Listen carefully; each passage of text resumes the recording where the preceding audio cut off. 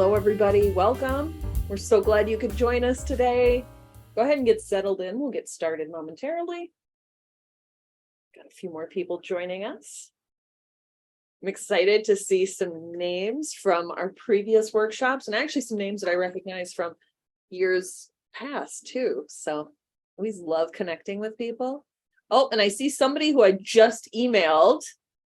So I did just send someone an email about a certificate. I will, as soon as I stop talking, I'll maybe go out and hit resend on that to you. Sorry for disturbing Miss Lori Goldade. I sent a message about my certificate of attendance. I didn't get it. So can you send it back? You betcha. I will hit Yeah. resend just a moment. Okay, thanks a lot. You bet. Yeah. Appreciate And it. if you don't, maybe Okay. check spam too, because sometimes it will go there. It doesn't look like it comes from me. It'll come from hello@codehs.com. Okay, I got it. Thanks a lot. You bet. Absolutely. Mm. Thank you. Glad to see you. So awesome. All right. Looks like our numbers are settling down as you're getting settled in for our workshop. And we have such a good one for you today. I am so very excited. Go ahead and start throwing some introductions into chat. We always love to know where teachers are joining us from. So you can go ahead and tell us anything you'd like to share. Where are you coming from? Where do you teach? What do you teach? Anything else you'd like to share? While we're getting settled in, I'll just mention for those of you who might not know me, my name is Lori, and I'm a PD specialist here at CodeHS. I've been here for over 3 years now, 3.5 years or so, and I feel very, very lucky that I get to work with such an amazing team, and I get to work with our team of CodeHS teacher trainers, and so I feel equally or even more blessed by that. So I'm excited to be here with you today. We also have the CodeHS, several people from the CodeHS team behind the scenes today. We've got Robin, who is another PD specialist and a former teacher trainer as well. She'll be helping us out with questions behind the scenes. And we have Gareth with us from the support team. I can't say enough good things about our support team. Whenever you have questions, they are so very, very fast. So don't hesitate to chat with support anytime a question comes up. So thank you, Gareth, for being here. He's going to be helping us out. They're so fast with questions and links and all of that. So make sure to keep us posted if you have any questions. And we do have our fabulous rock star teacher trainer, computer science educator here with us today, Paula Medina. Paula is a rock star. If any of you are TikTok users, and she'll mention this too, but I do have to mention, make sure you check out Carol Off the Grid, because that is Paula and her class. So we are thrilled to have Paula with us, and she is going to be telling us about getting started teaching Intro to JavaScript. She's got some awesome ideas, so I'm so excited you're here today. Let's see, let's check out who's joining us today. Hey, everybody. Oh, we got somebody from Indianapolis today. Welcome, welcome. So excited to see you here. We might have some actually other opportunities for Indiana teachers. So just in case you don't know about those, we'll send a link your way. Hello, everybody. Welcome. Welcome, welcome. And we do have an international audience joining us today. So we are very excited about that. Welcome. All right, everybody, you can go ahead and keep using that chat. We want this to be a really interactive time for all of you. So please feel free to chat with each other, chat with us, chat about your ideas. If you've got ideas to share, go ahead and throw those into chat as well. We also have a Q&A available in this workshop. And so if you've got questions that come up, we ask if you could go ahead and add those to the Q&A rather than the chat. That would be so helpful for us, just so we can keep track of questions. That way too, if we can't answer a question, we can always go grab that afterwards and make sure we get you an answer to your question. All right, let's go ahead and get into our workshop today. So Paula, if you could go ahead and go to the next slide for me. All right, so the first of a few links, we've got the slides ready for you. If you would like to take a look at these, if you're not in a place where you can view these right now, no worries. We're going to send out a copy of the slides in the follow-up email that comes out. But for now, you can absolutely go ahead and browse to codehs.com/getting-started-js-slides, or you can grab that QR code. That way, if you are on just one computer with one screen and you want to keep the Zoom window up, you can always scan that on your phone as well. All right. Let's go ahead. Paula, let's go ahead and go to the next slide. All right, so we've got a links doc as well. We know that we often share a lot of links. If we have any other links that we might want to share, we can always curate those on this doc. But to get to all the links for today's workshop, go ahead and either scan the QR code, or you can browse to codehs.com/getting-started-js-links. And this is going to have all the links you need. And this will not, none of these resources will go away. You'll always have access to them. Leave this here for just a moment.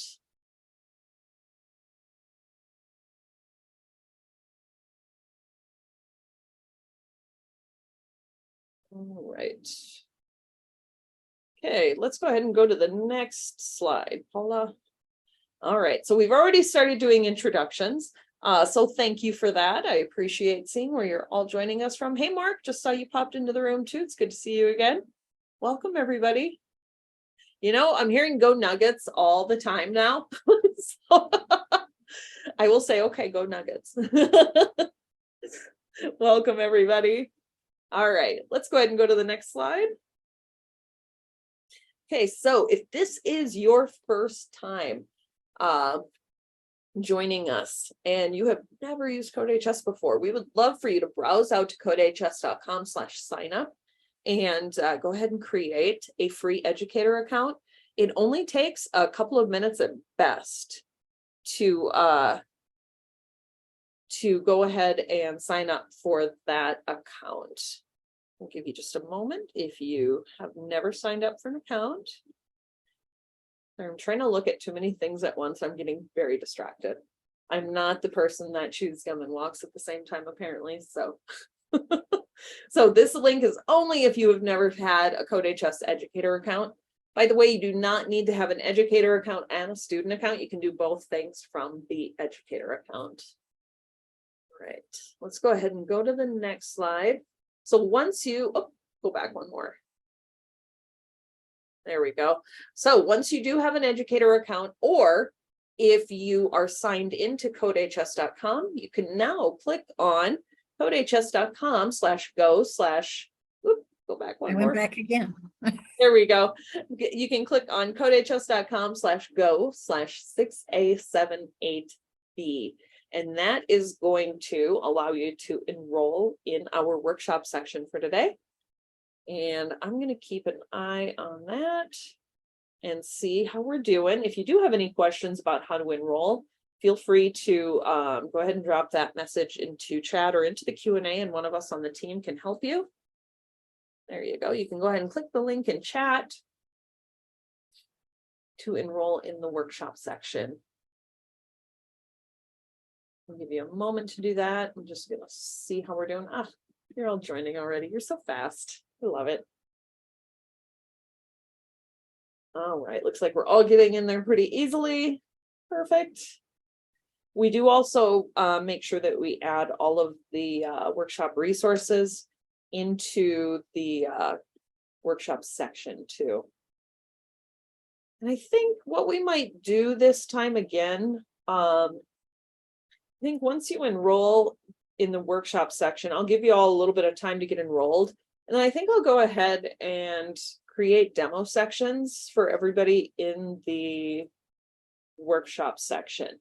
That way, that gives you an opportunity to try out a few things or add a few. If we do have some time today, we're going to go through a little bit of customization, and that'll give you a place to try out some of those techniques. All right. Looks like everybody's getting in. Perfect. Again, if you have any questions about signing in, enrolling in that section, go ahead and drop that message into chat or into the Q&A, and one of us on the team can help you. All right, Paula, let's go ahead and go to the next screen. One more link, because this is our link heavy time. So if you would like to get a workshop certificate, I'd love it if you could go ahead and click this link, codehs.com/getting-started-js-attend. Robin just tossed that into chat. So if you could go ahead and click that. Once the workshop's over, I'm going to go ahead and click send to everybody. I was mentioning earlier that sometimes those emails might go to spam. Generally, I don't think they've been doing that nearly as much anymore. It won't look like the certificate's coming from me. It will be coming from hello@codehs.com. And if you don't get that, don't hesitate to email me. I'm happy to make sure you get your certificate. All right. I feel like I've talked way too much already, and I'm pretty sure if we go to the next slide, yeah, it is now time for our fabulous CodeHS teacher trainer, Paula Medina. So Paula, I'm not going to waste any more time. I'm going to turn it over to you. Take it away. Okay. Well, thank you, Lori. And hello, everyone. I'm Paula Medina, and I teach computer science at Brian McMahon High School in Norwalk, Connecticut. We're about 45 minutes northeast of New York City. And I work in an urban school. And I've been teaching 8 years. 5 of those were computer science. And before I had a prior life, I was a coder. So here I am teaching. And what I really like about the job I have now is 5 years ago, we didn't have a program. We had one person teaching coding to maybe 12 people, and they were using a book, and they had to struggle through Eclipse, and it wasn't growing. And then when he retired, they say, okay, Paula, here you go. Here's your budget of $0. Teach them coding. And so luckily, I went to some conference. I don't even remember which one it was. And I saw actually Jeremy was presenting CodeHS. And he's the CEO, right? And I just saw how easy it was to start coding. And I grabbed on that. And now we have close to 400 kids taking computer science this year with, let's see, if we had 4 teachers teaching it this year. And we have, and I like this picture. I just wanted to show this picture. We did come in second, yes, brag, brag, but that's not what I like most about this picture. If you see, there's a little, it's a staircase, the thing that separates the two. Everyone on the left is from my school. Everybody on the right, those were the other competitors. And so that's what I'm so grateful for with CodeHS. I can reach all these different, oops, look what I did. I can reach all these different types of students, and I can teach them coding, because from my real world experience, there is not one special type of person that's best at coding, and there's no way I can predict. I never predict who's going to win, which of my teams is going to place. I'm always wrong. So that's why I love this picture. And we're actually we're a poor school, urban school, and we're always beating the rich schools that surround us. And I love that. So that's who I am. That's why I teach. And so today we're going to give you a quick Corgi overview. That's the new version of JavaScript. I've been using it in beta for a year now. It's wonderful. I love the other one, but this one is just maybe 5 times better. It's really good. Kids love it too. And then we're going to discuss who's Carol. We happen to love Carol in our school. Give you some student demonstrations. Just go in and actually code and show you kind of how I use it and how I teach. We'll talk about course structure a little bit more, and then we'll talk about teaching style. How do you want to teach the course? You can teach it any way you want. And that's another thing I love about CodeHS. They give you so many supports that you can teach your way. And I love that. And then Lori's going to teach us how to customize lessons. And I should say, I'm still in school, so we're going to hear those bells. But I should say also that I'm on the free version. So let's see, this is my 5th year. So we paid nothing to CodeHS, yet we have the largest program in Connecticut. So I think I just feel that's So don't feel bad if you can't afford it. If you can, buy it, because there's so many additional supports. So the course overview will, and if I'm not talking about the right things for the audience, please let me know and Lori will direct me so that we can cover things that people want to know about. So CodeHS has the JavaScript program or curriculum. They set it up for 1 year. I personally teach it in 2 semesters, and that's why my numbers are a little higher than most people. And sometimes students will take 1 semester, sometimes 2. Sometimes they'll jump from, 1 semester of JavaScript, and then the next year they'll go right into A and learn Java. So we do it a little differently.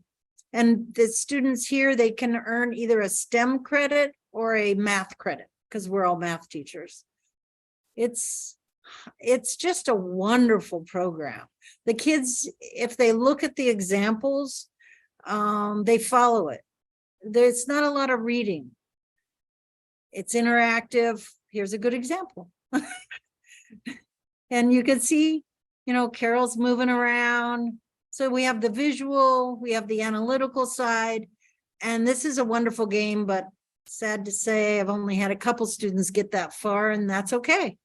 So they have the advanced stuff for your superstars, but most of my students will get, like in the new version, especially up to unit 10, which is really good, I think. And then of course there's lessons. Lori, in the free version, I don't think I get all the lessons. Is that right? You But get in- all the lessons. Right. Everybody, teachers free or pro, have access to all of the curriculum in full. You get all. I get the lessons? Not the lesson plans. Right. Not the lesson plan. Okay. Yeah, no, Yeah. the curriculum's there, and Yeah. and the support that I get is enough for me and my fellow teachers to know enough, learn enough. So, but it would be easier if you had the pro. So if you have the money, buy it. But if you don't cry. And then it's accessible. We don't have to worry about, downloading an IDE, learning another IDE. It comes to us, and it has a library of their code. It gives us a sandbox, and it's fun. And so, and that's very important for me, because most of my students don't own their own laptops. We give them Chromebooks, so they can use CodeHS even with Chromebooks. It's web-based, yes, and it's free, yes, yay. So now this is the breakdown of the new version. And what I like about this is they have the intro. This is pretty similar, maybe a little shorter. I think the units are shorter than the last version. And they've kind of split up the basic with the challenges. And so with the kids that just love coding, they may get through all the challenges, and the other kids may not. And that's fine. Then I just move them all together to the next unit. And so I like that about this version of the code. And they also have introduced more graphics, and they've taught, it's really nice. I don't know. Do you want to add anything else about this slide, Lori? I think you're pretty much covering it. I mean, there's so much content there. I would say one of the things that we've done with this new Corgi version of the Golden course is that we have also worked on improving some scaffolding in this course as well. So yeah, there's just so much content here. And I think I've seen that.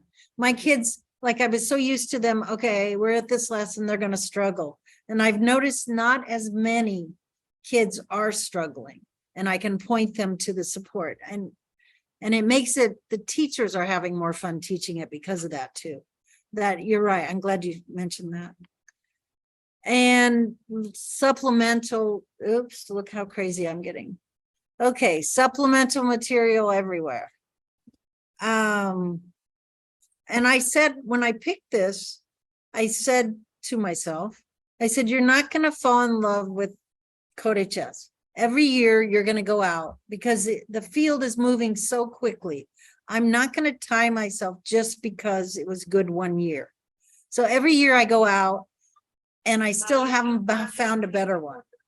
So they just are keeping it current. I am do a little bit on CS Awesome, but nothing keeps track of the stuff. I don't, from a teacher's standpoint, I'm still in love with CodeHS. Breakdown of the changes. So for many of you who have used the old course, we used VAR. This is the 2015, right, update. And so now we use LET. I have kids that took the first semester like a year and a half ago, and they are in this second semester this year. You know, they're saying, what is LET? It's the same as VAR. Just type LET. And the funny part is VAR still works because I think they recognize grandfathering him in and stuff. And then the printing has changed.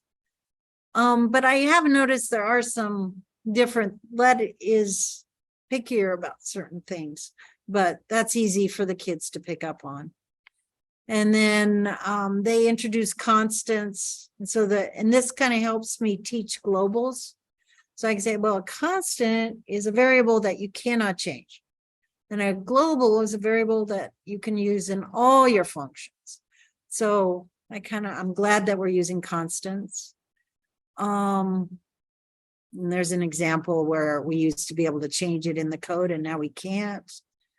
And then the printing is just a little different.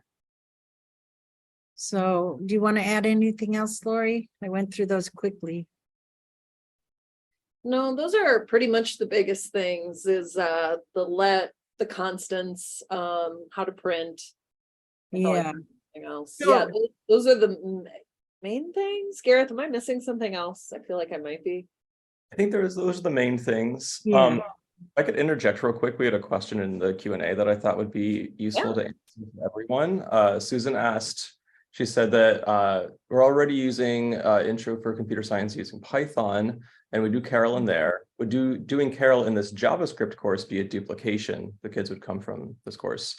So those Carol lessons will be very, very similar between Python and JavaScript, the difference being, one's in Python and one's in JavaScript. So depending on the level of your students, it might be useful for them to see those lessons that they're familiar with just to ease them into the new syntax. But if they are, chomping at the bit or they're really advanced programmers, you can feel free to skip these and dive right into the JavaScript specific lessons. That was so helpful. Thank you for catching that, Gareth. Awesome.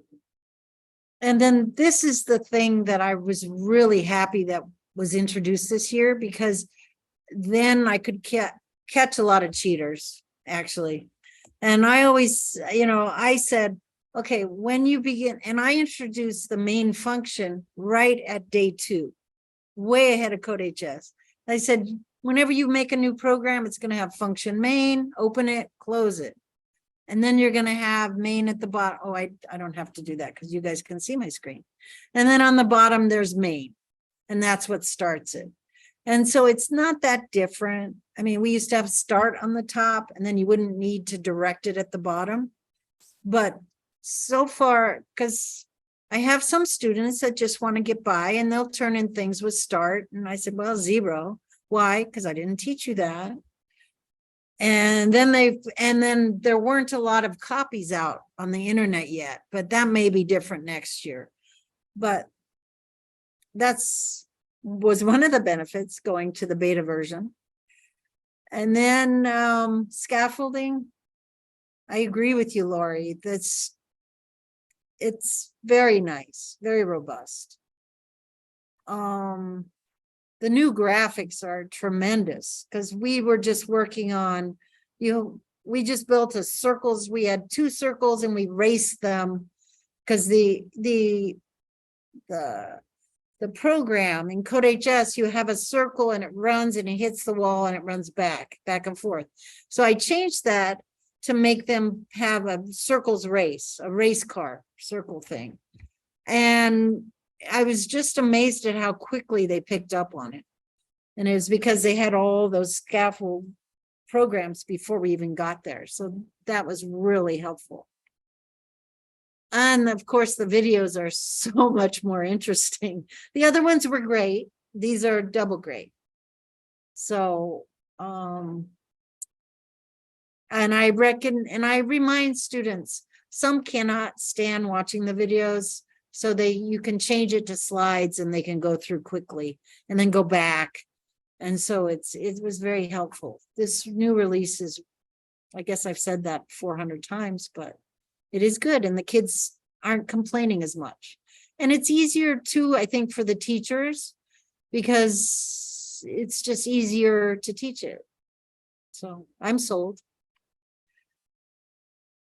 So are there any other questions or anything? That was a quick overview. I'll just mention, since we're pausing, I was going to start typing, but Melissa mentioned we are a very small rural school district using computer science as our foreign language. Ooh, nice. So all students will be expected to have 2 years. Do you have experience that some students are not able to get that far? I will say I taught in a small rural school. I am based in South Dakota, and it really varied for my students. And some students really flew through the material. They, got into it and really just ran with it. Other students definitely took a little bit more time to get into it. We had to find something that they connected with. So this was something that was really, it was something I really had to think about each student and give them what I thought what I thought could best help them. So it was a very customized kind of program. And I think that's a benefit of being in a smaller district, is that we might have more time. Sometimes it might be just a misguided idea, but because often we have more hats in rural districts. But yeah, this was something I definitely experienced. So often with my own students, I would, as they began to repeat the courses, I would make sure we'd sit down at the beginning of the year, look at where they were at, and decide on their plan moving forward. So it could be very, very customized, but it was also easier to do with CodeHS because it was all online. Paula, is there anything you would add into that? Well, it's interesting. So you have 2 years with the kids. Is that right? Is that what I heard? Mm-hmm. So I have a lot of kids struggle in this school passing math classes. So CodeHS has really helped us pass kids in math. And so in my classes, I have a wide spectrum. I have the perfect student who does everything and picks it up and practices. And I have a student who maybe isn't a good student. And I've found that as long as I remind them that they have to do the work, it's practice. Once they wake up a little bit and they realize they're not gonna be passed, or it's not that arduous. The work is not that hard, that I have found students who want to learn it can learn it. And I'm with Lori, sometimes the last exercise in a section doesn't have to be done. Or you can modify it so much, but the key is to get them into that student mode early, because you hit a tipping point where, they just won't pass. It's because we build on it every single day. Okay, thank you. I was just saying, because I guess it's the range of capabilities that will be there, that if I can keep them, and I won't have them, there's a computer science 1 and a computer science 2 that's going to serve as their foreign language. And as long as I can keep them progressing, but administration came to me and said, okay, think about your students that are going to be in there, because I had most of them in some other class. And it's like, are we going to be able to keep them progressing, that they can get credit for this, or do they need to be waived out and put into like another life skills class or something like that? And so that's what I was like, and you were talking about the scaffolding, is like, if I can keep them progressing, I think we can work with that. And I just, like you said, it's my first time doing this, and so I was going to go through it during the summer. I'm sorry if I'm getting off on a tangent, but I just was like, if I can keep them progressing, and that that was just what I was wondering if anybody had any experience with that. Thank you. No, that's helpful information. We appreciate hearing that. You know, we'll see how much time we have today to get into some more of the customization, and then you can see all the content that's there. I would absolutely say you can keep your students progressing, and any student, truly. One of the, and I'll just relay this really quickly, Paula, and then I'll stop talking, but one of my favorite stories to this day, I have a lot of stories, but one of the times when I was teaching AP-CSP, it was a smaller class, and I had a student who had some pretty significant learning disabilities who wanted to take a class with me. The only hour he had and I had many online classes, but with him in particular, I really like to work a little bit more closely. But the problem with that hour was I was teaching an AP course. And so I thought about it and thought, you know what, this course is meant to be for any student. So I talked to his parents. They said, yep, absolutely. Let's put him in this course. And he did so well. He did not take it as an AP student, but he went through principles as a regular non-AP course, and he absolutely progressed. This was a student who was not able to pass algebra. And my favorite moment from that year is the day that I taught binary to these kids.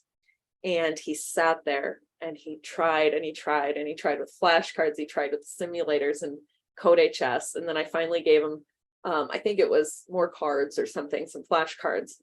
And the moment that he had the aha, that he got it, we were thrilled. We ran down the hallway telling teachers, we called mom and dad.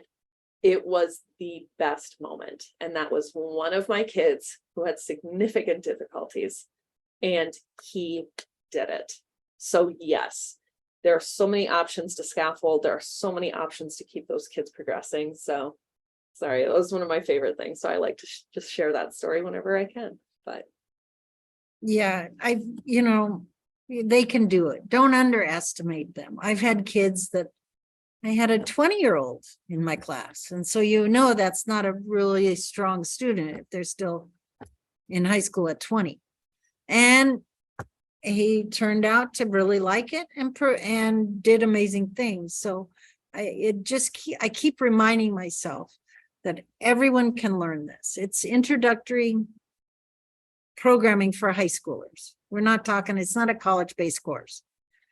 And it's fun, like your story, Lori. It's just, that's the fun. So, oops, darn it. And I have a student who likes coming up with these crazy, creepy pictures. And so I have these in the slides, so I hope you enjoy them.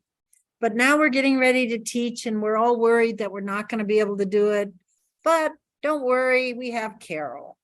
And Carol holds a special place in our school. We have 3D Carols that we print.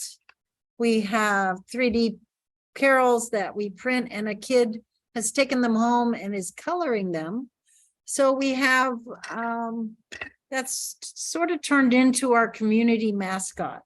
And it's kind of makes for a nice community. For those of you who don't know Carol, well, Carol's who you teach to move and pick up balls, lay balls down. And you actually learn all of the coding. You'll see their while loops, their functions. So before they even get to the standard variables, they've learned pretty much half the class in a fun way. And so, I believe these slides just came right from the video, pretty much. So this you're almost seeing what the videos will look like. And so Carol's a dog. And I always start the class with, okay, who's going to be Carol? Okay, Carol has to get from there to there and dance. How are we going to do it? And then they have to yell out the commands. And then I say, okay, start coding. And they bring up CodeHS. They see the pictures. It's very graphically oriented. So I have a lot of English second language learners. So the pictures really help them. And my Spanish is terrible, so I just say, I point, and they can do it just like anyone else. And then they learn, what are the commands? Everybody understands that. And they, it'll be place ball. They'll be typing place ball, put ball, pick ball, whatever. And then they have to learn. I'll say the computer is stupid. It's very fast, but he's stupid. And so we finally, we'll laugh. We'll go, remember, he's stupid. He doesn't know. He only knows 4 things. And then they laugh. They help each other. But Carol just kind of gives everyone an even playing field. You don't have to be a good reader. You don't have to be able to understand commands. You just see, oh, look, he'll move if I type this in. Okay, I got it. And I think that's why it's such a popular class. And we act out the commands. And then they're thrown right into coding. I know a lot of the handouts. Some of you might like the more traditional approach. I don't have the patience for it. The first day I'll throw out my syllabus, and I won't go into very much detail. And then I'll say, okay, everyone, here's our class code, go on to CodeHS. And they're all looking at me like, how do we do it? I go, I don't know. How do you get on to your game in the morning? How do you do that? Here's CodeHS.com. Here's the code, figure it out. So I immediately throw everything back onto them, and they all get in there. And if they don't, they look at their neighbor and they talk. So we build the community. And I try to do that from day one to make them dependent on each other versus me, because I don't have all the answers. And I think I've told you I love Corgi pretty much. So we'll just and it's free. That's really important to me.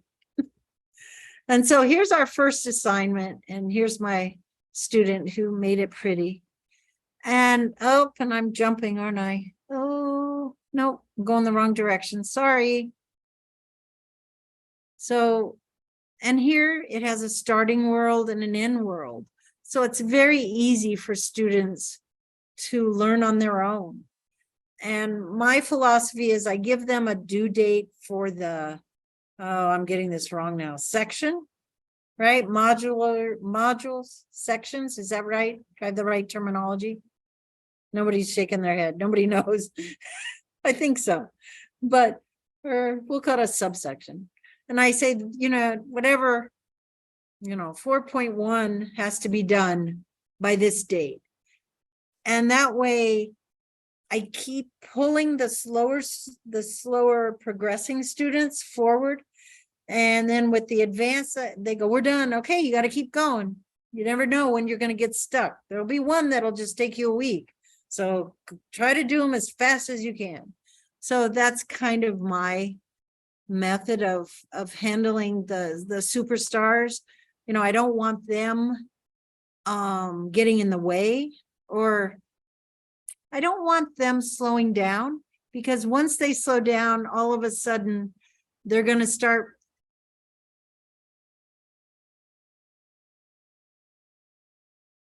Oop, Paula, looks like you got muted somehow. Sorry. I don't want the superstars to be arrogant in the class. I want everyone to be progressing and learning something new. So I try to keep them going. And so what I thought I'd do now is just go into Carol, and we could, unless everybody's already done this. I'm flashing. I think let's go ahead and do it. Okay. So I'll pretend like I'm your teacher. Can you guys see my screen? Yes. And we'll go ahead and we'll grab a link and throw this into chat so everybody can do it and try it too. So go for it. And so what I do is they get here and they go, we don't know what to do. I said, well, my suggestion, remember, I suggested you watch the video first. And most of them didn't, because they want to do it the fast way. And I go, but if you didn't, you can go to show exercise. You see the pictures. Okay, this is what it started. This is where we end. well, we don't know what to do. I said, well, look at the lower left hand. Oh, look, there's all these commands. Why don't we just see what they do? I go, I'm lazy. I copy and paste all the time. That's okay. So we're going to copy and paste, and I put it in there. And then they say, okay, now what? I said, okay, you guys have to experiment. I know you push all these buttons on your phone. So why don't you run it and see what happens? So now they're already interacting with the development environment. And I said, well, that doesn't look right. I go, what's this button do? Oh, look, they're telling us we did it wrong. So what do we have to change? Well, let's look at the exercise again.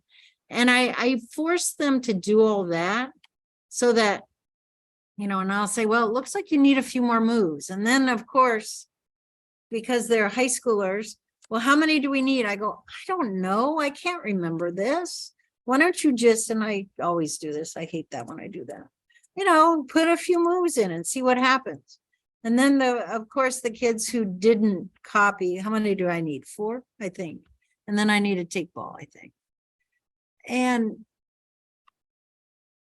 let's see if I can get this going. Let's see what happens. And then I say, well, if it's too slow, I teach them how to adjust the speed. But this is all verbally. They're on their computers and I'm walking around the room. And then I'll say, oh, you have a question? It looks like you know what you're doing. Why don't you guys talk about it? And that's sort of how I run my class. It's always very student-centered versus me showing them what to do. Does that make sense to people? And I think what used to bother me a lot was maybe I don't know everything. And I thought they're going to find me out. They're going to notice I don't know everything. And now I'm completely over that. And I just say, well, I can't remember everything.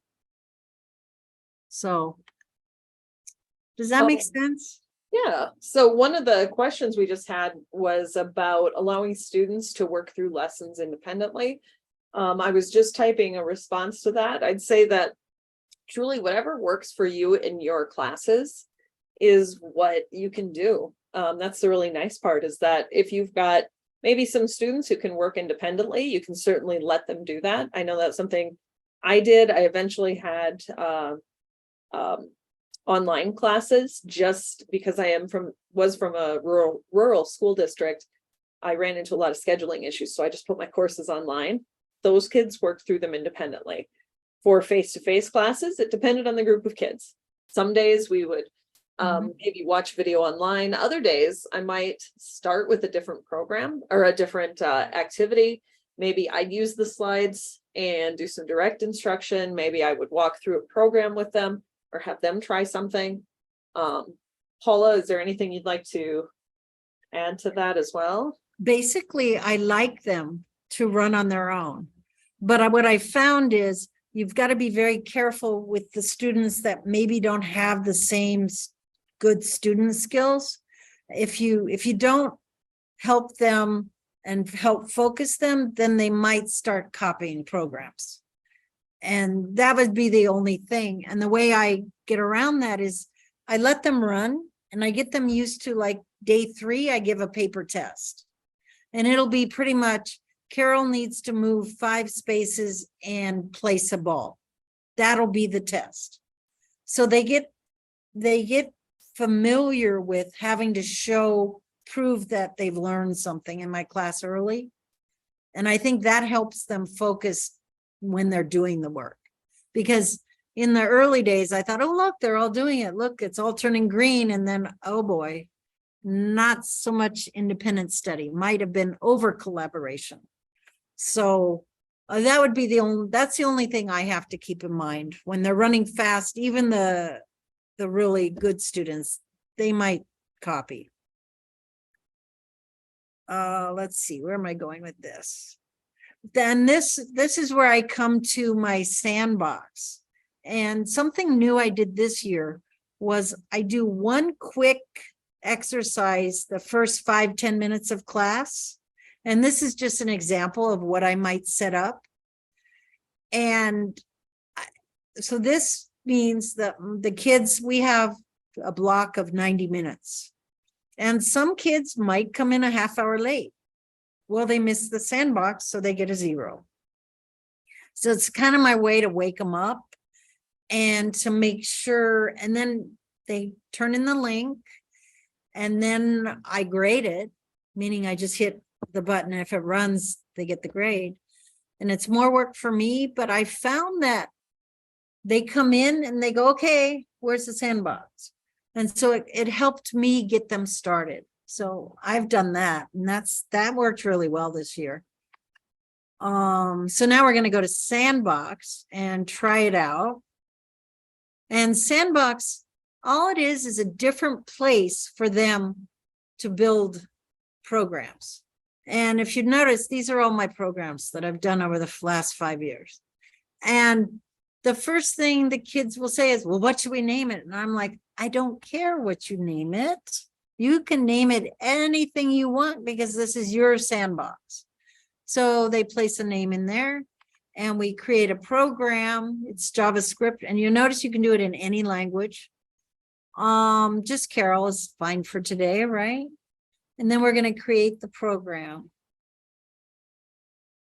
And what I love is, here it is. And look, magically, we have a sample one and it'll run. And so I make them do this, create it from the assignment is in actually Google Classroom. That's where I place all my assignments. And then they go over here and they can share their work. So they do a share. You got to make sure these are on, and they copy this link and they upload that into Google Classroom. And so, after 10, 15 minutes, I can go and look in my Google Classroom and I see, oh, Johnny, you having trouble? And then I notice he hasn't turned it in. I can go over and help Johnny. And then what do we do after we're done? Keep going on your Carol work or your CodeHS work. So that also helps me find anyone who might be falling a little behind. Or sometimes I've put out things I thought they knew and none of them could do it. And then we would do it together in class. I would share it on screen. So that's just another tool we have, which I use a lot. And that, of course, they can't cheat with that because you have to make it just a little different, so that, because they're not really, how can I say, they don't understand coding well enough to find something and modify it yet. They can, if they find the exact, they'll use it, but they're not quite ready, not quite sophisticated enough to find something similar. So I like Sandbox.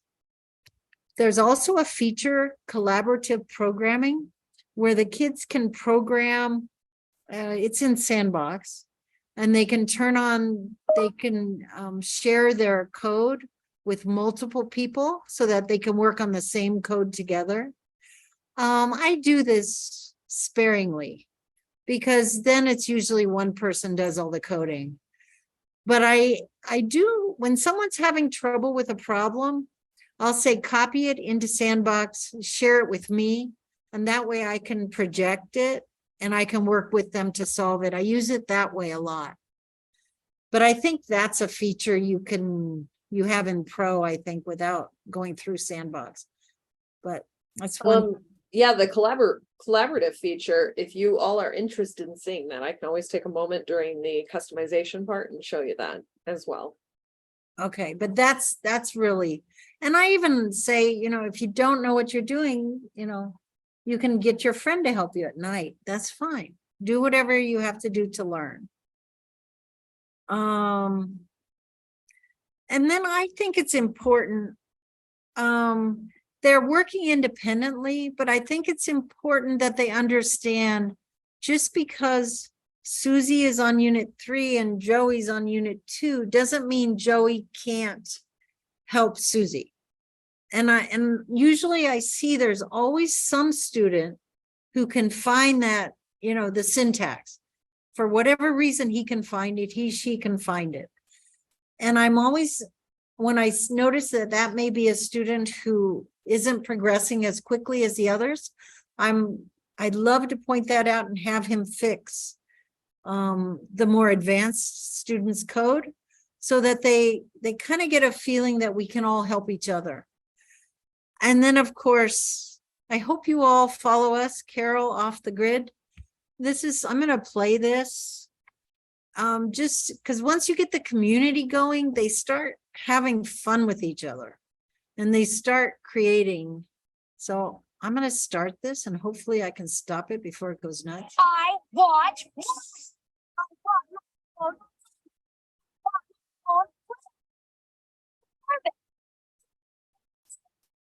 Now, I don't know, I don't watch TikTok that much, but I'm told this is something that they all wanted to do. So we have all these carols that we've 3D printed and they made a TikTok.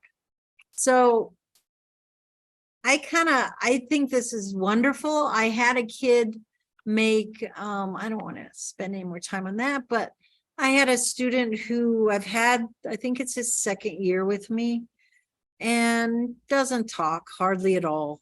Smartest kid probably I know. And one day he came in and he said, I made a TikTok. Everybody looks at him. Oh, let's see. And we posted it. So it was just, and the student who makes these carols, I don't even have her as a student. She found out about our coding club.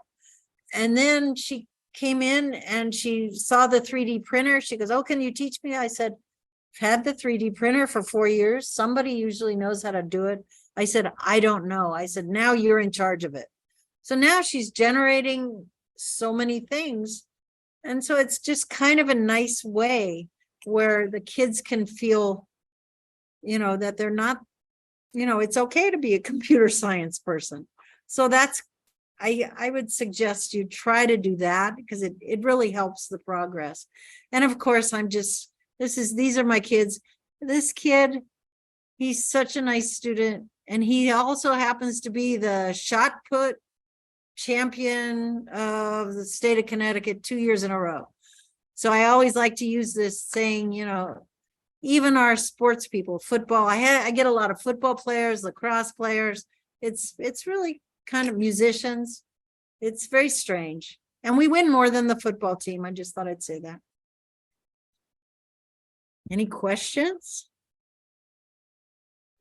I don't know if we've had any questions come in, but Christina mentioned you'd love to see the collaborative piece. I'll definitely take some time to show you that. Absolutely. And Kirsten mentioned about doing opening warm-ups, those kind of bell ringer activities with your students. And Gareth did also drop a link into chat for the question of the day.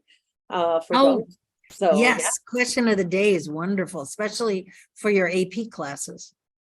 Oh, it's awesome for all of us. So what do we have questions of the day for now? It's both APs, JavaScript and Python. We got Intro to Computer Science and JavaScript, Intro to CS and Python, APCSA, and APCSP. Ooh, so many questions of the day. Thank you.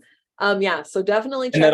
That'll come back the day after Labor Day. So taking a hiatus for the summer, but we'll be back in the fall. Awesome. Yeah, that has become a really cool tool. So if you have not checked it out, you will definitely want to subscribe to that, have your kids subscribe to that, or use it however you'd like to in class. So, and it's also good as a teacher. It keeps us sharper. Yeah, you're right. And I know that our curriculum team, in writing the question of the day questions, intend or try to make it loosely follow where your curriculum would be lining up with regards to the year, especially for those AP courses. If you're following, the AP schedule and you've got that deadline of the AP test, the QOTD, the question of the day, follows like where you'd be progressing along in that timeline. That is so. I know that the students don't necessarily love them as much as we probably do. And so I made it every week. I said, okay, show me where you were. You can't miss any. And I give them like little points. So I go, this is an easy way to, help your grade. And so sometimes we have to play games, right? to get them to do it. And I've heard of a lot of teachers who gamify QOTD. So there's a lot of ways to really engage your kids in that. So it's a lot of fun. And I think that's probably about it. So I will hush. And actually, Paula, I think we're kind of getting to a point. I'm shocked that I even remembered to look at this because I kind of get excited and then I forget about breaks. Let's go ahead and just should we take a short break right here and give everybody 5 minutes and then come back? Okay, let's do that. Let's take a quick 5-minute break, everybody. Quick-ish. So we can take 5 minutes. We're about 5 minutes before the top of the hour. Let's come back right at the top of the hour. That'll be perfect and we'll keep going. See y'all in a bit.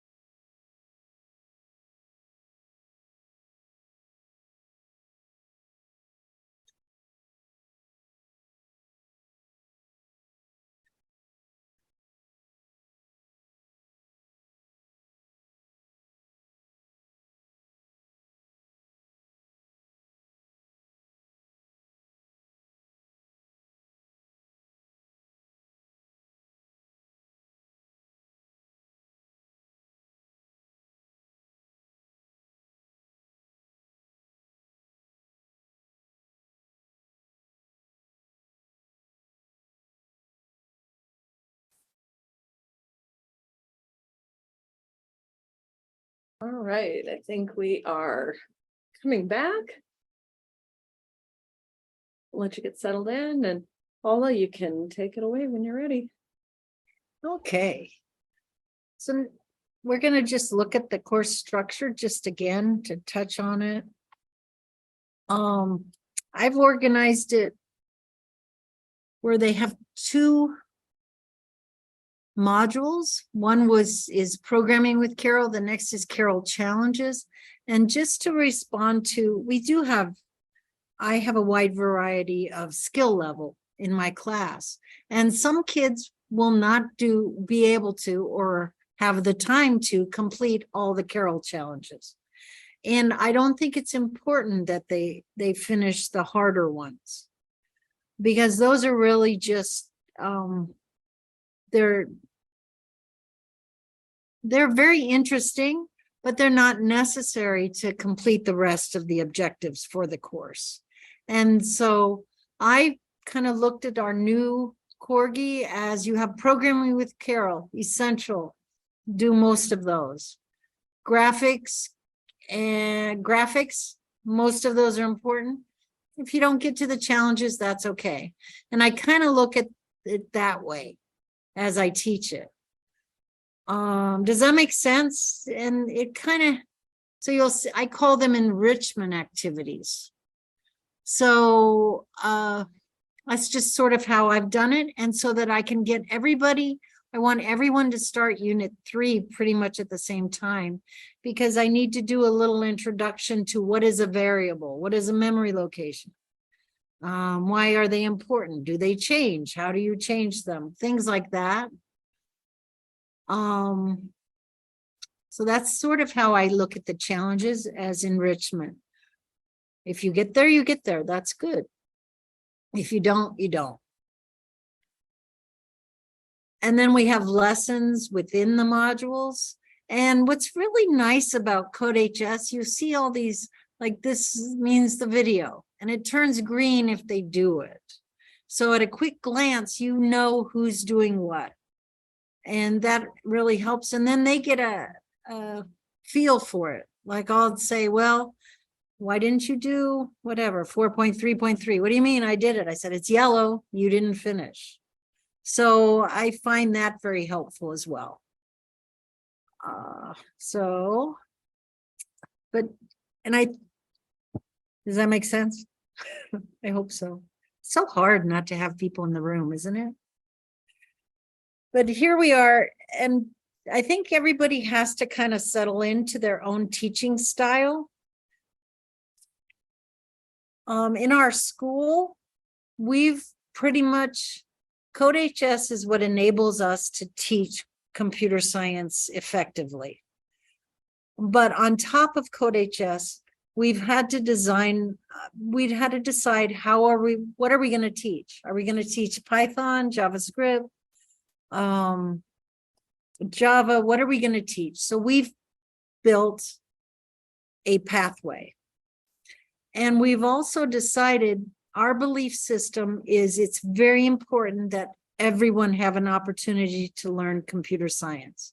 Before I took over the program, it was really, we had restrictions, such as must have completed pre-calc. Well, that limits, in our school, that would have meant only the top 5% could take it. And now that we've widened that, we have students who are getting scholarships at various, state schools because they took computer science. And we have MLL students that are doing quite well. So that is our basic philosophy, and that's how we're running the program. And that's why I think it's so much fun. You can see a lot of people move forward. We teach JavaScript, APA, we go in this order. So A is really a beginning Java, and then I've turned principles into an advanced Java course. And about 40%, from what I've heard, about 40% of the schools do that, and the other 60% put principles first. But what I've noticed is JavaScript teaches pretty much everything that other schools might teach in principles. So we have our younger students already knowing JavaScript, so they're ready for Java. And I think that's what will make this pathway successful. Now, CodeHS has all of these things that you can use, depending on how comfortable you are, how you want to teach. Some teachers, because we have now 4 teachers teaching it here, and they use different techniques than I do. One of them likes to do the videos in class and teach from the slides. I prefer to have the flipped classroom, and it's not really flipped, but flipped in the sense that the student is responsible for watching the videos or looking at the slides. They can do it in class or at home. It's their choice. But I will do specific examples that I make up in class, but I generally don't show that together. I do a lot of show code. I said, well, how can we change this? What is this doing? And that's sort of my 15 minutes of teaching in the classroom. Or I'll put up code that doesn't work. And I'll get them all, I'll say, okay, who can you win a carol if you can figure this out?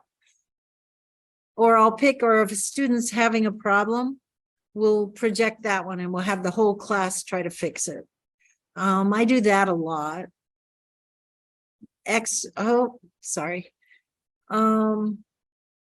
Small groups, they generally will group themselves if they're having trouble. Pair programming, a lot of people love pair programming. I kind of like natural groupings when you're having a problem versus let's do it together. And I do a lot of do nows. But as you can see within our tool, our foundation tool, you can follow your own heart and just be confident and do it. And then the next year you may want to do something else. CodeHS supplies a lot of handouts if you wanted to have people do it on paper. Do you want to speak more to this? Because as a free user, I don't have access to most of these handouts. So Lori, do you want to speak to this? Yeah, so with our lessons, this is a pro feature, but we do provide handouts with many of the lessons as well.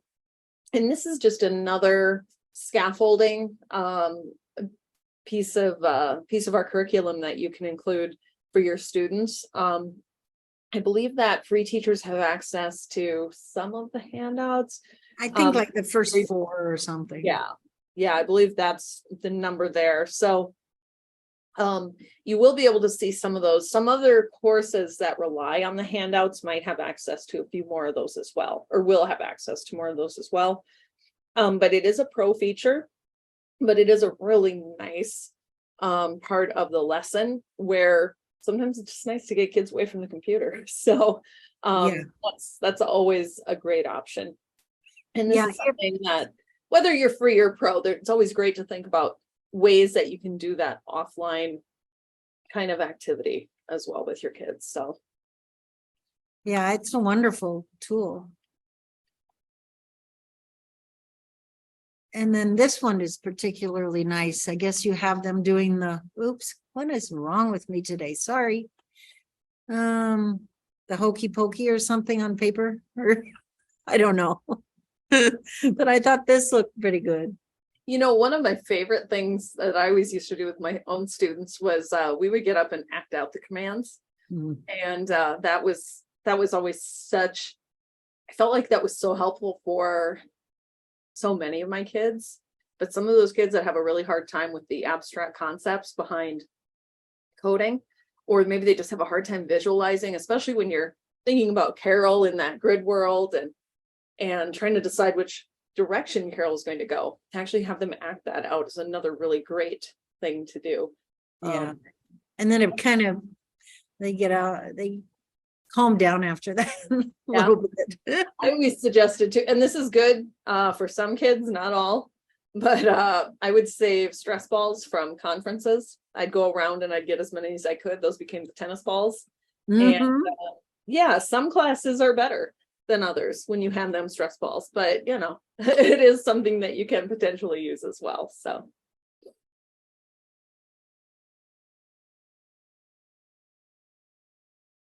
And I think the best advice I can give anyone is just let them work with each other as much as you can. And so, you know, once you've been teaching it for a while, you know what the problem is, you know their mistake. But sometimes I'll purposely say, oh, you know, I just can't see it. So and so, can you come over here and help us?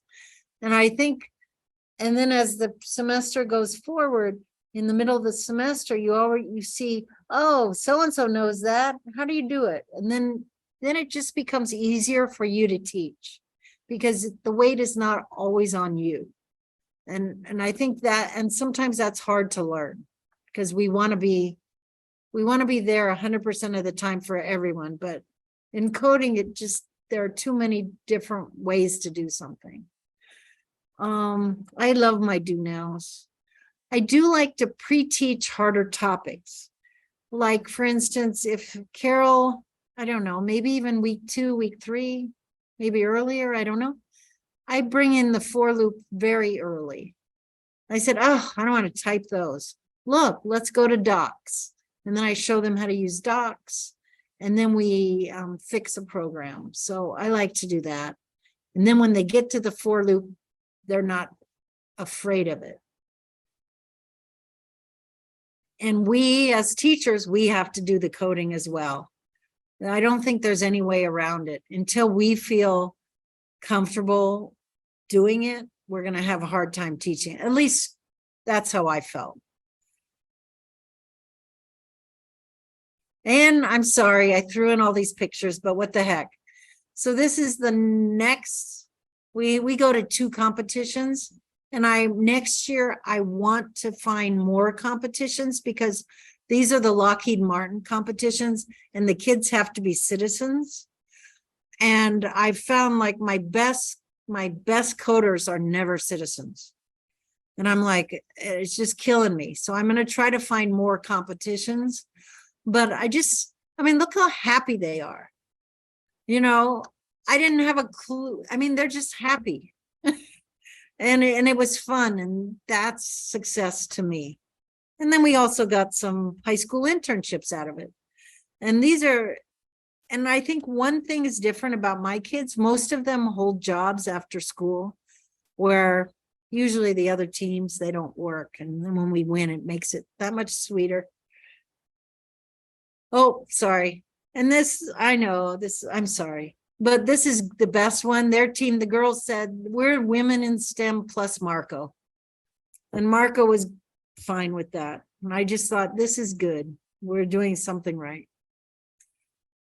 Any other questions? Or have I bored everybody to tears?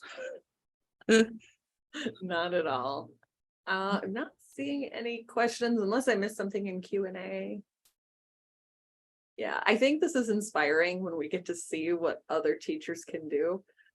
It's so important that we find ways for our kids to be successful. And so often those who maybe didn't have access to computer science and now suddenly do, that might be what they have success with. So it's really important that they're able to find their voice. And yeah, that inspires me. That's what drives me in this field. So I love seeing this with your class, Paula, and with so many other classes. So Paula, I have a question. Please. So it sounded like it was a reward, but you said at some point that if a student did something, they would get a carol. Can you explain more about that? Here's a carol. Do you see my carol? This plastic figure. And it's we print these on the 3D printer. And because I don't know, you guys teach high school, right?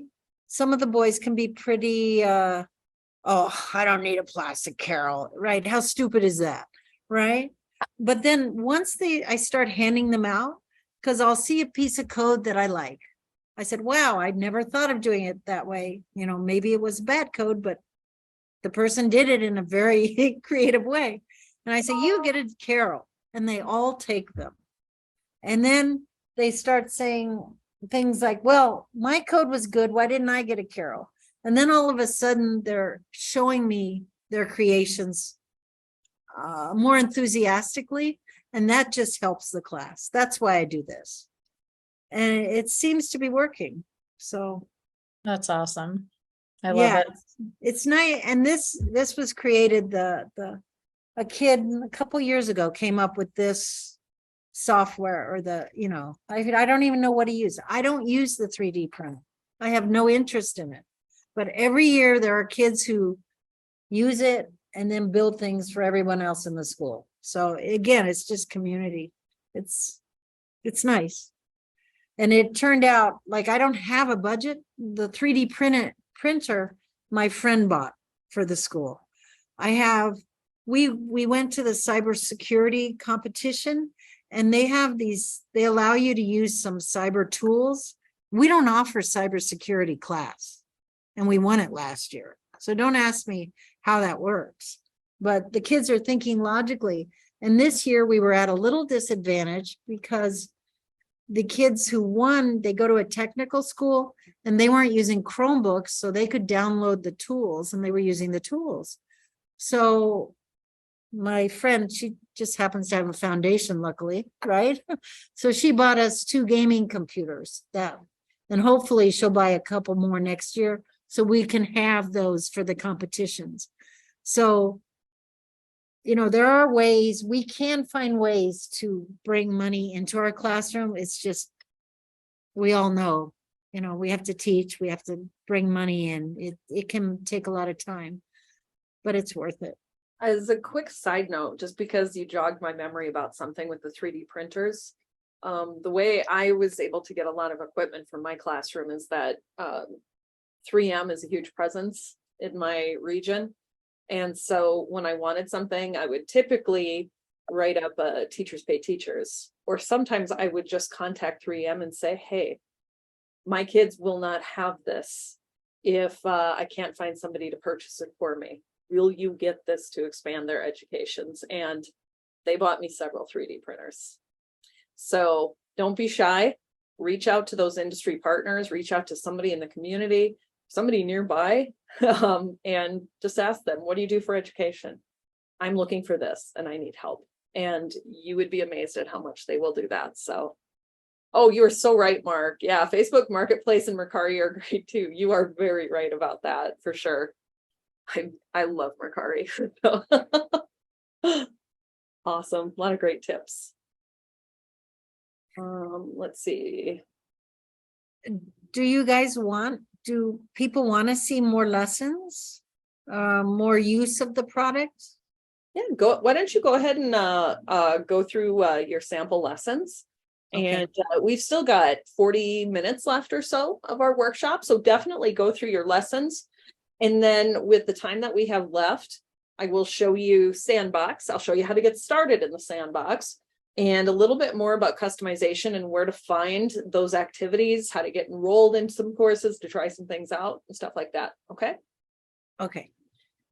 So here's what I see. I'm in here as a student. So as a teacher, you can have your teacher view or your student view. Your teacher view is where you can see their work, and you have your list of students and you can go in and see their work. And this is my work, and you'll notice most of it is not done. The excuse being that I did it all on the golden version. So that's why. The truth is I just didn't do it. So I watched the video, so it's green. I didn't take the quiz. The quizzes I don't count as a grade for the kids. They'll say, do we have to do that? I'll say, you should, but if you run out of time, don't worry about it. And then the exam, this is an example. They give us sample programs, and then the pencil is the program assignment. So I'm going to pick, which one do we want to do? Let's do this one. Slide Carol. Let's see if. So again, Carol, the before and the after. So there's no reading. So my MLL students are doing, they know what they have to do. So we get started, and it's defined. So in this case, since Carol doesn't know how to turn right, he only knows how to turn left. He, she, we always change his gender. So what I would say is, and I would have the kids act it out. How do I turn right when I only know how to turn left? And they go, well, I don't know. Well, figure it out. Do I turn? Do I keep turning? And then we dance that through. And so if I were giving kids advice, I'd say, well, look, why don't you make your second function? Well, first I would say, because I've already taught them the main, I say, put in your startup. So they would do, I say, you got to always use function main, always. And then I'll say, to make it run, you've got to say run or main. And then I always say, okay, test it. Does it work? Yes. It ran good. I didn't make any typos. Check the code. Oh, this is great. The auto grader is wonderful. And that's why they can run on their own, basically. Well, no, I didn't do the functionality. And I could say, okay, I remember the functionality. Somehow I've got to get 3 tennis balls in a diagonal. Okay, so I said, okay, you've done that. Now they need another function. And I know they want the function up here, but I teach my kids the functions are at the bottom. But it doesn't matter, whatever you're comfortable with. Function, turn right. And I'll say, oh, why are you typing that? They say, what? Well, they said I need one. And I'll say, oh, remember? And then they can go over here and copy it over, right? But some kids like to type and some don't. So then I just put this in and I check code again. And they usually will run check code before they'll run it, just because they just want the green. And then, oops, still not good enough. And this is the power of CodeHS, really. I mean, in the olden days, we didn't get this. We just got a lot of gobbledygook on the paper and you had to figure it out. But this really helps them, guides them into what they might be missing. Like if they missed a semicolon, it tells you right away something's wrong. So they have a lot of help. And then, of course, they're saying, well, I have the code, but it's not working. And I'll say, well, where did Carol? Okay, what do you have to do first? And they'll say, I don't know, place ball, put ball. I'll say, well, look down there. See, put ball. And then as it goes, right? And I try to make sure I think in the early assignments, they check the indentation more than in the later assignments, I think. But I'm kind of picky about that just because it'll be easier for me to grade it. It's easier for them to find their mistakes. And it's just good practice. And now they need to what? Turn left, right? Turn right, sorry. And so, and then I'm always checking ahead of time. Ooh, what did I do? Look at that.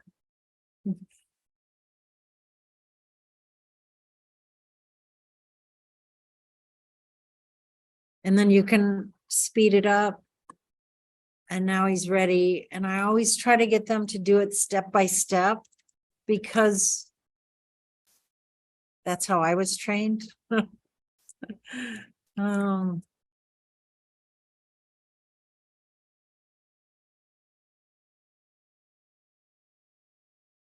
There, he's in the right place, I think. And then he's gonna, what is he gonna do? He's gonna put ball. And then he's gonna move. And then he's gonna turn right. So I can just copy this. So I try to have them notice the patterns. I hope I got the pattern right. If I didn't, that's okay.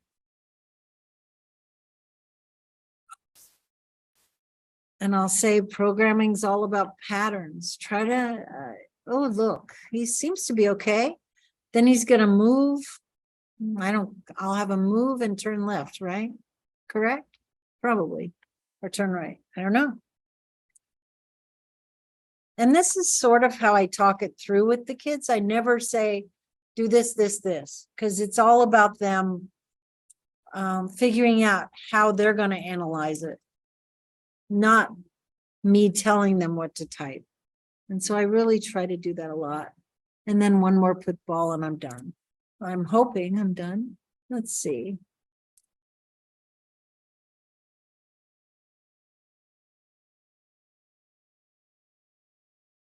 Let's see. Yeah, it looks good. And look, it turns blue. And then they're off and running. They will never look at this code again. And that's okay. So does that make sense, everyone? So that's sort of how I teach them. I don't try to analyze it at first. I know some teachers like them to draw maybe a flow chart or pseudocode. But with these, dare I say, modern tools, you can just kind of pseudocode it in the product. And that's what I like to do. I think I've shown you the sandbox. Oh, this is what I wanted to show here. So this is my Google Classroom and every day I put in a sandbox activity. And again, I'm not trying to rewrite CodeHS, so I can be a lot more cryptic. I just say, make Carol move 5 times, then turn around and return to where he started. So I don't tell them build a turn right or, they can do whatever they want to make. I mean, some kids with this exercise, they'll just do turn left, or however many they need. Some will turn left, they'll move up, they'll turn left, they'll move over, turn left and move down and turn right. However they do it is fine with me. And then a paper test might just be this easy as well. So I'm not putting a lot of work on me, but I am testing them enough where they can't copy off the internet. And I think this challenges them as well. So I like to do that. And then the challenges can get very hard.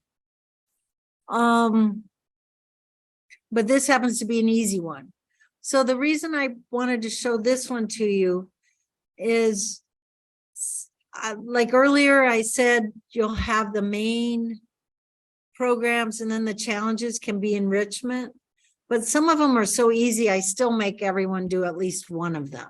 And I'll be very specific in my Google Classroom so that they're not overwhelmed. Because I don't want the kids that are maybe having a little harder time to feel inadequate. So I try to make sure that I'm very cognizant of how I word things, and because I want them all to enjoy it. And so I think we've had enough of those. And this is something, I have a student, this is Yasir's fish creation, and he's a very bright kid. But it's hard to keep him interested. It's really hard to keep him. And when he's not interested, he can be very distracting to everyone else. And he doesn't quite get, I keep reminding him, just because it's easy for you doesn't mean someone else can be distracted. So he created this game. So I'd like to show it to you if you don't mind. And it's really a wonderful game. So, I mean, his structure, maybe I wouldn't, but anyway, so we click to start, and it's about a fish, and he gives the fish a name. And then we go on a journey with the fish. And we go, let's see, where do we want to go? We want to go to Brazil. So we go to Brazil, and he plays music. And it's a wonderful place. And we say, yeah, we want to go to the Jesus statue. And here we are. And then we go on. But what was funny about the Jesus statue was the first time, his first edition, he had it flaming on fire. And I said, okay, you got to remember who your audience is. Maybe we don't need the flames on the Jesus chat, you know. So they are in high school. And then we want to go to Australia and we're upside down. And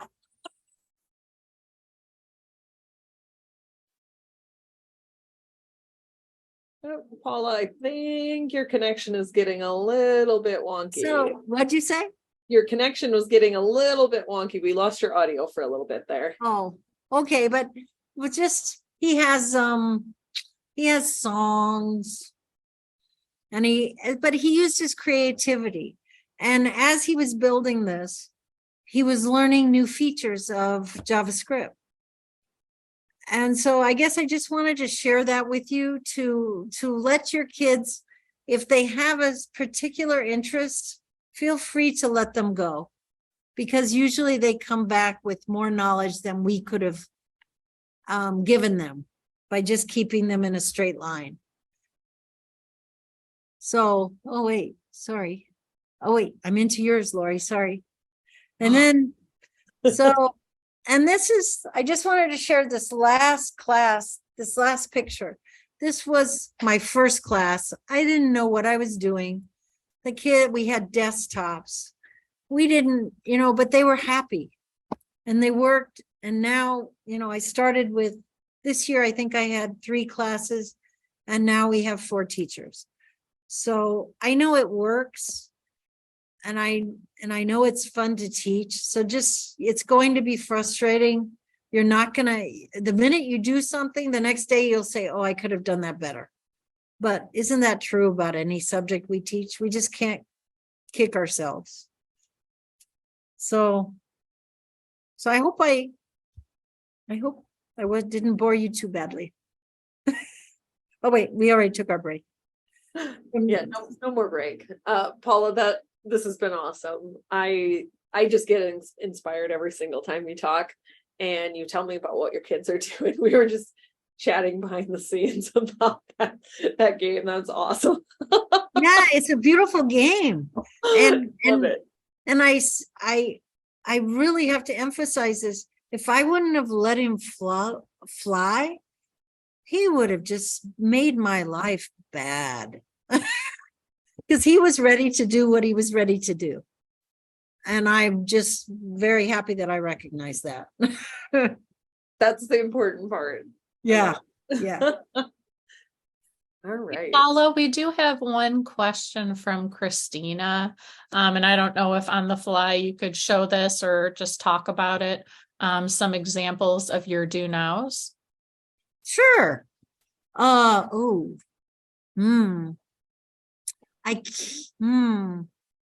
Let's see. So I just can't show student names. Mhm. That's the problem. You could But I tell us a little can- bit, or if there's something you wanted to, I'll be quiet and let you finish your thoughts. Sorry. Let's see.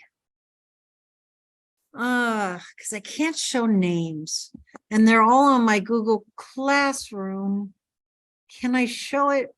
I can't, but what I can do, I can, after this is done, I can put them in a Google Doc and Lori can send them out. Would that be okay?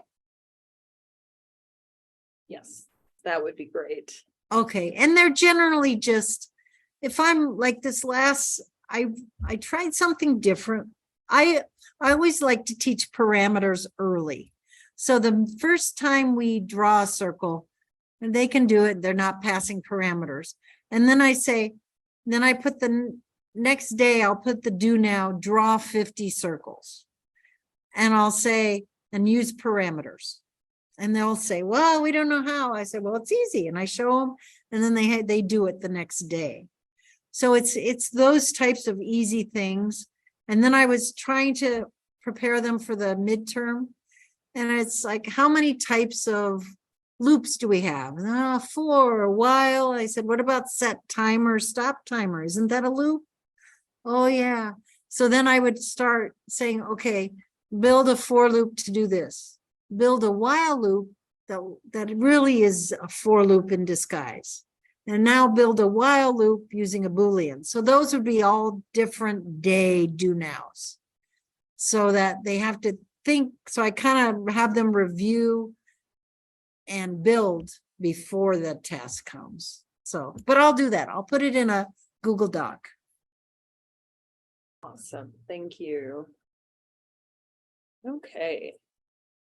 Why don't we go ahead and thank you again, Paula. This has been Yeah, awesome. no problem. Thank you was- for having me. I appreciate it. Absolutely. Don't go anywhere. You better hang out. Okay. So I'm gonna go ahead and share my screen. And I'm gonna walk through a few things. Oops, that's a Zoom window. We'll just move that over there. All right, there we go. And I will not have a very close eye on chat. So if anything does come up, if somebody wants to interrupt me, go for it. That would be awesome.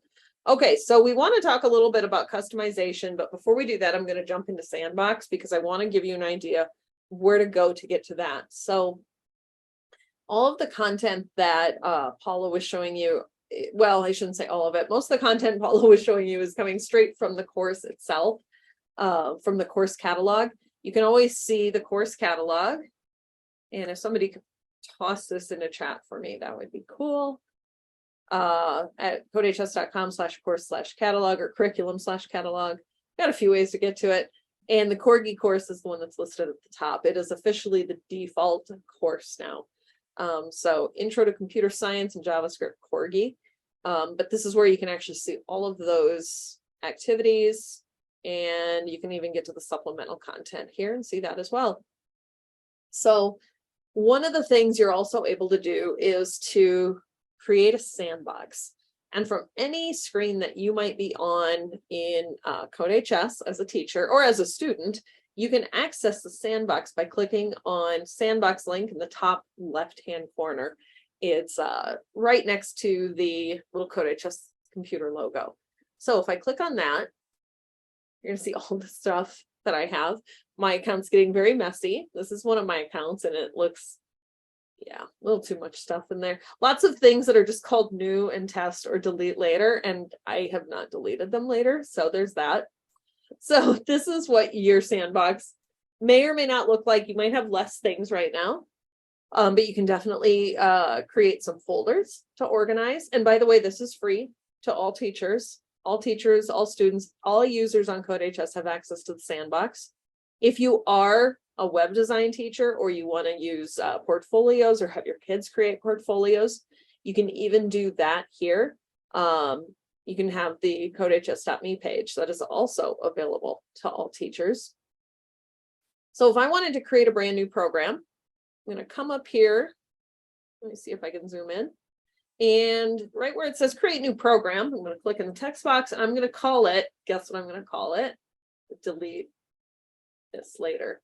And the next time we're in a workshop together, you can look for that in my programs and go, she didn't do that. But, so we're going to call it that.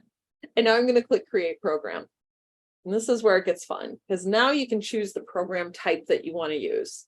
So you can choose from a bunch of different JavaScript program types, Java, Python. You can see there are piles of Python programs, HTML, C++, SQL, and all of these other programs that we don't even have courses for. We do not have a processing course just yet. We have P5.js, which is a little bit closer to processing, but we do not have an actual processing course. React Native, C, we've even got Swift. So lots of other things here. Since this is a JavaScript workshop, we'll take a look here. So under JavaScript, you're going to see Carol, which is fine and dandy, but I would probably choose either Super Carol or Ultra Carol. Ultra Carol is my favorite because then you can get colors and all of that fun stuff too. If you're into just JavaScript, you can choose console. You can also do JavaScript graphics, music, and there's our P5.js as well. I'm going to go ahead and choose Ultra Carol. And actually, now I'm thinking, Gareth, can you help me out with this question? Can we collaborate in Ultra Carol or should I pick JavaScript? I think so, but let me double check. Okay, I might just try it. Let's just give it a whirl. We're not going to break anything. Let's give it a try. So I'm going to choose Ultra Carol. I'm going to click create program.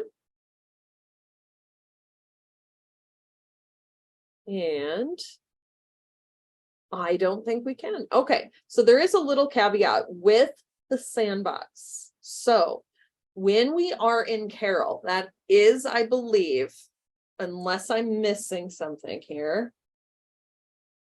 Oh, I lied. It's just in a different spot here. Okay, cool. We're going to try it and just see how it works. All right, this is how it goes. You can all tell that I've become very comfortable with not always having the answer. And we just try it out until we find the answer, don't we? All right, so now that I've opened up my program, this is JavaScript in Carol, Ultra Carol. And what I'm going to do now is come up here to share. And by the way, this code, it's just kind of all the default code that comes in. I'm going to click on share. And I need the collaborate link. So this is the link that I'm going to use to actually invite people to my room, my sandbox. So I'm going to click copy. I'm going to come over here to chat. I'm going to drop this in. And I would love it if some people would click that for me. That would be awesome. I'm just glancing at Q&A quickly. Susan, yes, there is a sequel course. I believe it is a shorter one. Let's just peek while we're kind of waiting for people to get into our sandbox. Yeah, intro to SQL. So 20 contact hours, so about a month long. You can also find SQL content in the Fundamentals of Cybersecurity course as well. It's a really cool course. This one I really have a lot of fun with. Zach Gallant is the one who made this, one of our co-founders. And he has a lot of Harry Potter references in it, which make me smile. And I also enjoy that he mentions Empire Strikes Back as the best sequel ever. I agree, Zach. So yes, we do have a SQL course. And as a side note, SQL is an available language in the sandbox. So you are free to create SQL programs and explore there. It's so cool. Thank you, Gareth. All right, so here is our sandbox. And if you'll notice, suddenly it doesn't look like it's just Lori in the sandbox. We have a whole lot of people in here. And you can now go ahead and collaborate with me. Let's go ahead and make some more colors and see what we can do. Go ahead, change some stuff. Everybody jump on in. Oh, I love it. This never gets old for me. This is a feature that we started rolling out during the pandemic back in 2020, December 2020, somewhere around there. And every single time I do this with a group, I get ridiculously giddy. So it is such a fun tool to use with your class. The really cool part of this is that you can actually use this where you're creating them, or you can have your students create a sandbox and collaborate with other students. So it's a really, really nice option. I'm going to leave this one open. I'm going to show you another way this works. I think Carol looks just a little bit different than some of our other ones. So I'm going to try, let's just try a JavaScript program. Let's see what happens when I do that. So I'm going to call JavaScript test. I'm going to click create. I'm going to say, let's just go JavaScript console, create program. And notice I've still got that open over here. You're all still just working away in it.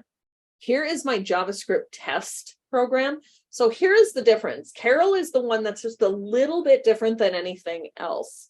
So keep that in mind. Notice with Carol, when I wanted to share, I had to click on share, the top right of my coding window, and then go to the collaborate link.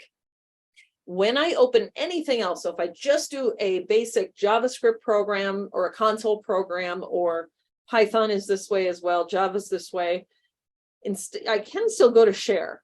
It's going to look just a little bit different. I need to enable collaboration. So I can either do that from share, or if I come over here to the left-hand side, I can click on collaborate and enable collaboration. This is also going to allow me to invite collaborators.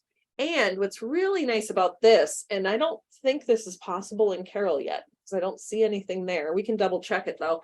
Once I close this window, I do believe it kicks you out. There's no way for me to keep it enabled. However, in every other program that we have, you can enable it. And I have to actually click disable collaboration to close it. And so if I just walk away from this window, anybody who's in it will stay in it. If I click disable collaborate, it'll kick you out. And if I enable it again, it'll invite you back in. So I'll go ahead and open this one up too. I don't know why I'm doing it this way. There we go. And you can click on this link too. Yeah, join all the collaborate windows. It's so cool. This one is actually really fun because it can also chat here. And this is a feature you can turn on and off for your students. There's Gareth, and he is already coding, and we can see his name right there. So I can tell who is coding where. Somebody else has joined me too. Hey, yeah, everybody jump in. It's fun to code. So we used to encourage people to use comments to chat back and forth, but now you can actually use a chat window as well. I'm going to go ahead and pop it out. And now I'm going to say, hi, everyone. And if this is enabled for you, you should be able to chat with me. So it's kind of a cool feature.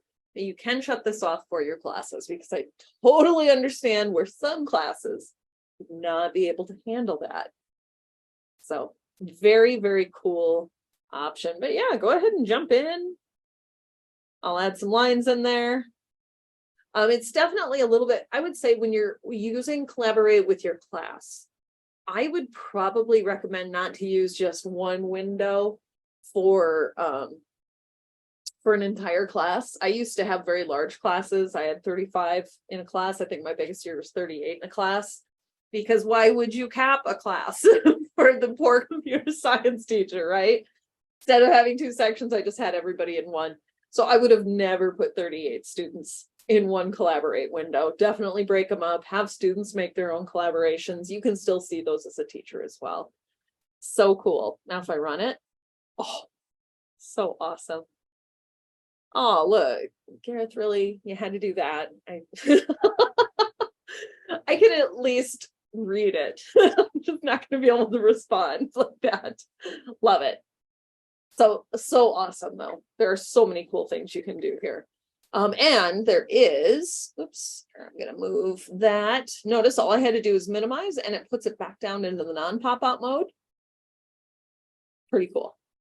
So now if I click more, history, I can actually go through and see all the history here. We're building up more and more of these features. You can absolutely think of the sandbox as your own kind of Google Drive, your own Google Doc now. So I'm going to leave these open so y'all can play. Are there any questions about Sandbox? Again, to get to it, all you have to do is click on Sandbox in the top left of your CodeHS window. Either you or your students, any user can access that. If you want to check out the homepage, I'll go ahead and click it. Why not? All users also get your own CodeHS.me page. If yours says your username needs to be changed, that's because you might be using an email address for your username. You just need to change it so it looks something like this without that @ symbol. And this will be a publicly available site. Kind of cool. All right, so I want to show you a little bit about customization. So a lot of you are asking about the content. How much content is there? How can I do my own customizing? So I'm going to go into one of my sections, and I actually did take a minute to create demo sections for all of you who had enrolled in the workshop section early on. If we have had anybody join later, I can go ahead and recreate those as well. So you do all have a demo section. So you'll see something that'll say something with your first name, demo section. To start customizing, the way I like to do this is I like to actually go into a section. So I'm going to use my demo and click on assignments from the navigation bar at the top. And now from this page, this is what I like to think of as my teacher dashboard for my section. And from here, I can do a few things, like maybe I want to change the name. So I can definitely do that. I can also go through and take a look at all of the activities here. and see what's happening. And I don't recall. Yeah, this is actually still in golden. So if we want to try out some of the other things, maybe I want to add something besides golden, I can definitely do that here. So a few things that I can do are I can edit and drag around these modules. Oops. Now I put it in a real goofy way because we probably shouldn't start with the challenges. And I can even come in here. I can rearrange the lessons by clicking on these 3 dots. I can move it down. I can move to a different module. I can also rearrange the lesson itself. So one of the common things that we always hear is people are thinking, how should I use those tiny little check-in quizzes that come right after the video? Well, this can get used in a number of ways. I went back and forth on whether or not I wanted to use these. Paula, I think you said you don't grade them. I most of the time didn't grade them because I just thought they're a little bit more formative. I wanted to see what kids were learning along the way, so I didn't want to make anything more high stakes with a grade. So some of the other ways that teachers use these are by maybe taking them, moving them down. These are not drag and drop yet, but you can move them down like that. And this now becomes an exit ticket. Most of these are pretty short. So 1, 2 questions, perfect exit ticket length. And then you as a teacher can go in and see, all right, what did my kids learn? Is there something I need to go back and take a look at? Are they missing something? So that can be a really cool option. I also see teachers, I just clicked the thing. So if somebody, yeah, you want to let whoever come in. I was going to try to let them in. I don't think I locked them out, but I just closed it from my screen. Thanks. All right. So the other thing you can do is take this quiz that was originally in lesson 1. And I'm going to click the 3 dots and I'm going to click move to lesson. More basic Carol. And now guess what? Here it is at the bottom of more basic Carol. And now I'm going to shift it up. Clicky, clicky, clicky, few clicks, but there we go. So now guess what? I have a bell ringer. Got to warm up. What did they retain from yesterday? So now we do a bell ringer. So you can do lots of things like that. Some of the other things that you can do are you can add your own sandbox programs. So if you get into writing your own programs in the sandbox, and if you're interested in seeing how that can be done, we have a couple more workshops coming up this week that you're going to want to attend. Eric Magnus will be talking about coding adventures with Indiana Carroll on Wednesday. You do not want to miss that. It is pretty amazing what he's done with creating new adventures for Carroll. And then Ken Pendleton will be joining us on Thursday, and his is going to focus on P5JS, which is a really cool option as extension for JavaScript. So we do actually have a couple of P5JS courses, and Ken's going to show you some really amazing things that you can build in the sandbox with P5JS. His is going to be a little bit more advanced, but it gives you a great idea of what you can do. And Kent is a pretty amazing teacher, so you won't want to miss that. So I can click this add button. I can click, or I can add programs from my own sandbox. I can also add programs from projects from our project catalog. We do have a whole project catalog available. You can go through the list here. You can also, before you look at that list, it might be easier to check out the project catalog here on the left-hand side of the screen. Let me open that in a different link. So now you can actually browse the projects, and then you can add those into your courses as well.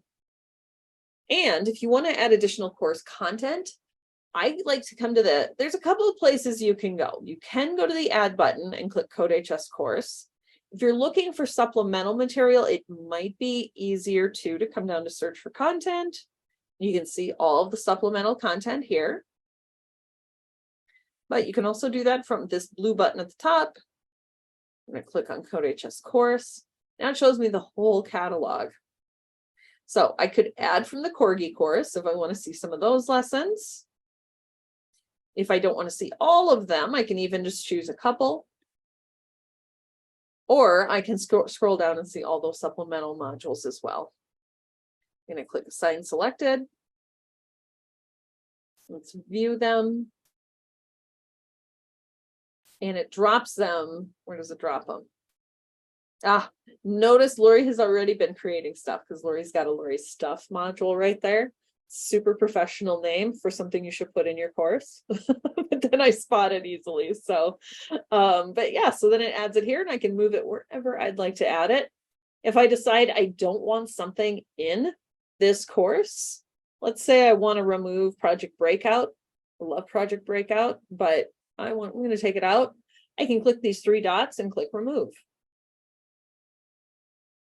It's gone. If you are like me and then suddenly have a panic attack that you remove something, guess what? You can either re-add it by clicking on CodeHS course and add it again, or you can click course settings and find the trash. And you can dig it right out of the trash and add it right back in. It does expand everything into its own little item, but that's okay. I just click them all, add them back in. So pretty cool. One other really, there's a lot of cool things you could do, but we're getting down on time. So I'm going to talk about it really fast.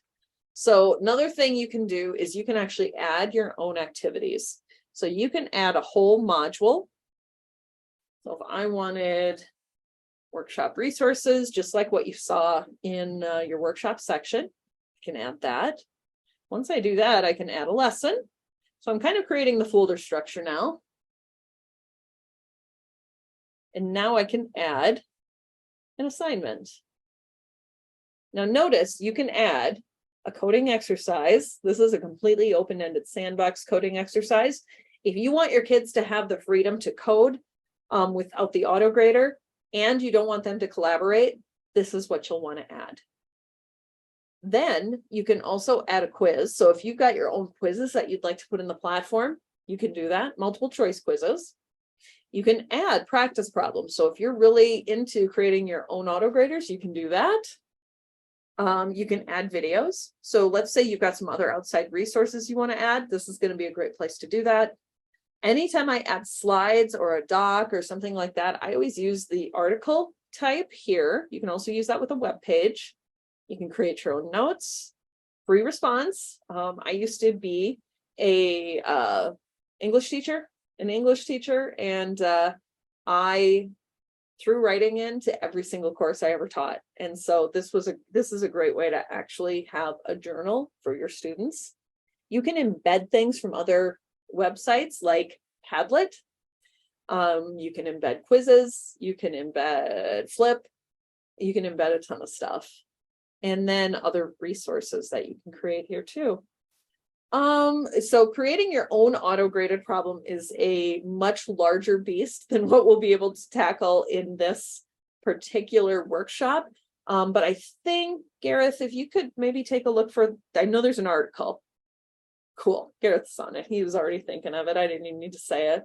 We got some articles on that. You might want to pop into, I think the Indiana Carol would be a really good intro into some of the custom things you can do with Carol itself, like creating other worlds. And then the Kent Pendleton activity might be something that you'd be interested in as well. And Gareth just dropped an article into chat that will talk more about creating auto graders. So, all right. I know that was so fast, but I wanted to get through a lot of stuff and just show you, hey, if you've got content you're using that is from your toolbox or from another platform that you like, chances are you can embed it right here. So definitely a lot you can do. We never want to discourage anybody from using things, other activities that you like. And so we just want to create a way for you to use those. I didn't mention forking quizzes and exercises. This is the one pro thing that only pro teachers have access to with customization. So yes, everything I just talked about, all available for all teachers. Forking is where you can actually make a copy of an activity and edit that CodeHS activity. So that one is a pro feature. We can get into that in another workshop. I'm going to jump back. I am in the slides. There we go. So we're going to go ahead and wrap us up for today because I want to be very mindful of your time. I know that you could have chosen to spend your time however you'd like, and you chose to come with us. So thank you for that. We have a ton of resources for you here. If you have not heard about the Certified Educator Program, we'd love for you to check that out. We have a ton of free workshops lined up for you for this summer. And almost every single one of those are teacher-led by our CodeHS teacher trainers. So head out to codehs.com/freepd and sign up for any and all. Sign up for as many as you want. If you can't attend, we will send you the follow-up email with all the information. And you can definitely do that. You'll have a full summer with all of those. The resource or the workshops that are coming up this week are Coding Adventures with Carol the dog. And that is with teacher trainer Eric Magnus. Eric's another great teacher trainer from Pennsylvania. So awesome teacher. And so you don't want to miss this. And then JavaScript extensions, teaching P5JS with CodeHS. This is going to be a very custom kind of workshop, but you will love it. I promise you, Kent Pendleton is an amazing teacher. I am dying to, I want to go to everybody's classrooms, but you will absolutely not want to miss this. And if you could take a moment, let us know how we did. We would love to hear your feedback. And if there are things you'd like to see from us, let us know in the workshop survey. We want to know more about what we can bring you.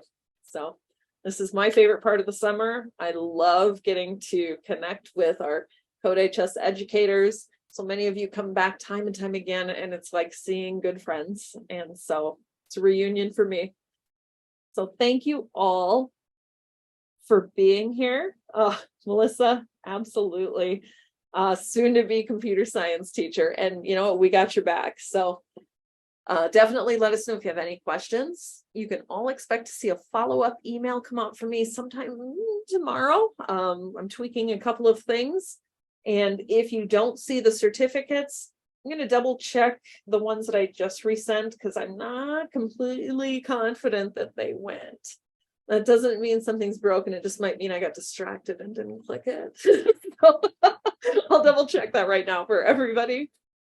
But in the meantime, thank you all so much for coming. We've loved doing this. Thank you to the CodeHS team for all of your help. We couldn't do this without you. And Paula, thank you. No, thank you, Lori. We could not do this without you. And thank you. Thank you for all you do for those kids. And thank you teachers for joining us today. We hope to see you very, very soon at another CodeHS workshop. Have a wonderful rest of your day.